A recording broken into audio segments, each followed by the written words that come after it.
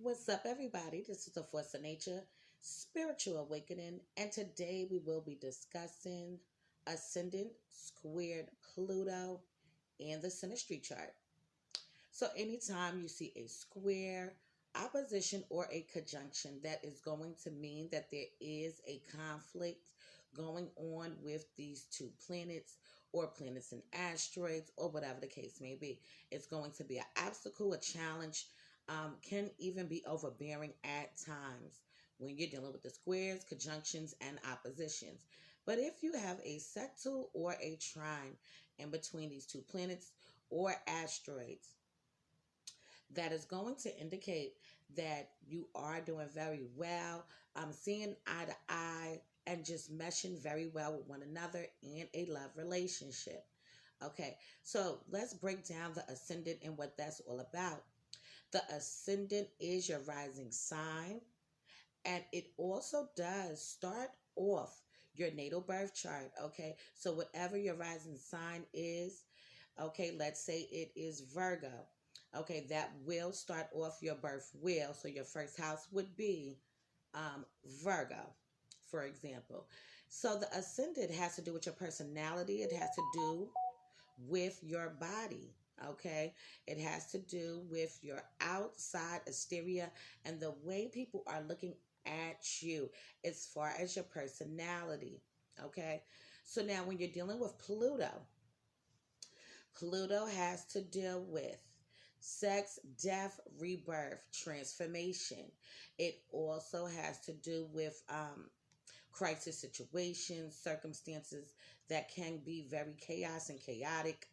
It also has to do with hidden information, hidden knowledge, a lot of secrets, a lot of betrayal can go on and to take place when you're dealing with Pluto. Another thing with Pluto, okay, it is about taboo topics, things that people do not want to discuss or talk about. So now it also has to do with taxes, other people's money, inheritance. So there's a lot going on with Pluto. We already know that Pluto is ruled by Scorpio. Okay, so every characteristics and traits are going to be pulled to the forefront when you are dealing with Pluto.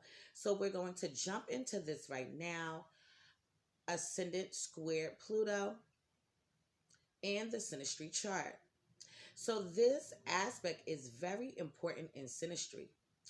If you have to bear in mind that the Pluto generation is a generational planet.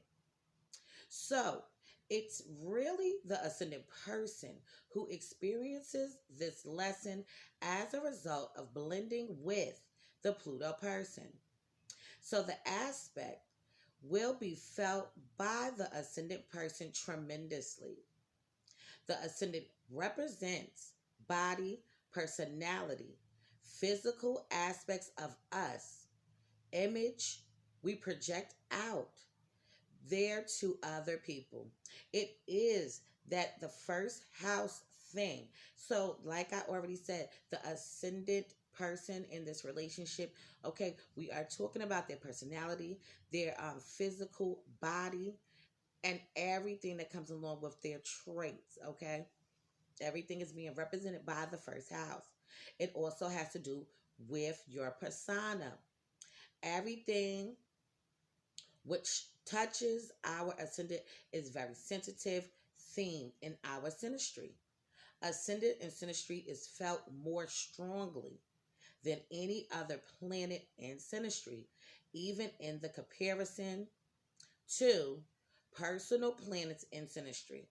Okay, so now Pluto operates slowly but surely. Pluto is not afraid to dig deeper and get what he wants. Pluto is patient, secretive, hidden, and dangerous. His power is the most potent with the difficult aspects. If you have a tight orb, like up to 2 degrees, this aspect can even be dangerous. So please keep that in mind. If you have a tight orb, like up to 2 degrees, this aspect can be very dangerous. Pluto is hidden, secretive motives. and intentions are not clear to the ascendant person. Pluto person will have huge impact on whole ascendant life. Okay, so the Pluto person will have a major, huge impact on the ascendant person's whole entire life. The thing is, with difficult aspects, can be damaging to the ascendant person. We all like to fantasize about Pluto aspects and how deeply committed they are. They certainly are committed, but this aspect creates such an unhealthy dynamic. It would not be recommended to enter into these types of relationships, okay? Or even decide that you want to even entertain this type of relationship, all right? But we all know that people are going to make their own decisions and their own choices.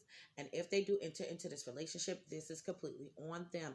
But these are going to be some of the themes and outcomes of this particular relationship. So Pluto operates deeply. The Pluto person is going to operate deeply unconsciously. Okay.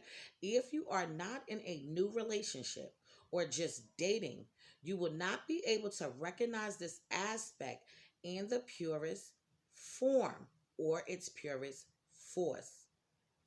The relationship starts off with a lot of passion and longing for one another. The ascendant person is flattered by the Pluto person's attention and feels deeply loved and admired by the Pluto person, at least at the beginning. So now the Pluto person wants the ascendant person's um, attention, okay? And the Pluto person is going to seek out and want power, okay? Pluto wants to own whatever he wants and wants to own the ascendant as their property. The Pluto person wants to decide who the ascendant should become as a person. We can see a lot of difficult psychological mind games happening from the Pluto person. It takes a lot of awareness on the ascendant side to understand what is this interaction all about. After some time, the ascendant person doubts his own feelings, concerns. Ascendant person takes all the blame Pluto says to him. At one point of their commitment, the ascendant feels like he is making up all the bad stories about the Pluto person. Because Pluto can easily persuade the ascendant person about any and everything. The ascendant person in reality has very limited resources not to get attracted and charmed by the Pluto person. It is not the ascendant's fault not being able to recognize the danger that is ahead. However, the ascendant person is more prone to be aware about what is going on as time passes. So now, usually, what happens with this aspect is that the ascendant person doesn't realize what the Pluto person is ultimately completely up to. Pluto is about control, is about wanting the power, wanting to own. Okay, it is a bit of destruction going on when you're dealing with Pluto. The ascendant person is not fully aware of this. So what ends up happening is that over time, the ascendant person can start to realize or reveal what is being presented to them, what is starting to go on and take place, and it can become very clear to the ascendant person that something's not right. Okay, so now after about 2 to 3 years, there is that urgent feeling on the ascendant person's side that something is very wrong here.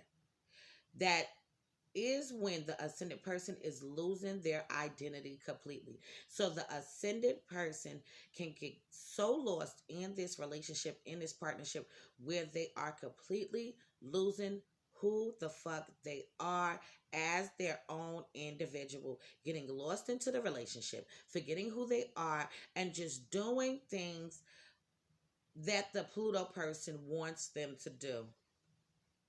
So this is Phoenix aspect in Sinistry. This aspect is here to remind the ascendant person that he lost all his power, but can still take his power back. Nothing is wasted, even though it may look like that after living or spending a couple of years with the Pluto person.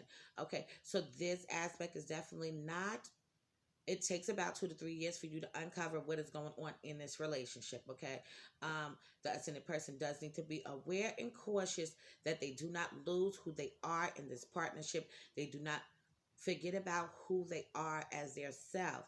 Okay, this is a dangerous aspect to have in Sinistry, because a lot of different things can jump off and take place. Okay, and this is going to be on a very deep level. Okay, so you have to be cautious with this. All right, a lot of mind games, psychological mind games, are going to be presented to the table. A lot of testing the partner to see if they really care, to see if they really love you. Making sure they're not up to no shit. A lot of manipulative kind of things go on and take place when you're dealing with Ascendant square Pluto and Synastry.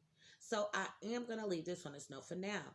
In future videos to come, I will go into more depth into this aspect. Please be sure to check out my online store. It is Grimy Gear at www.grimygear.com. If you need a caterer, be sure to hit me up. I am the chef goddess also, and you can hit me up at Supreme Royale Catering at gmail.com.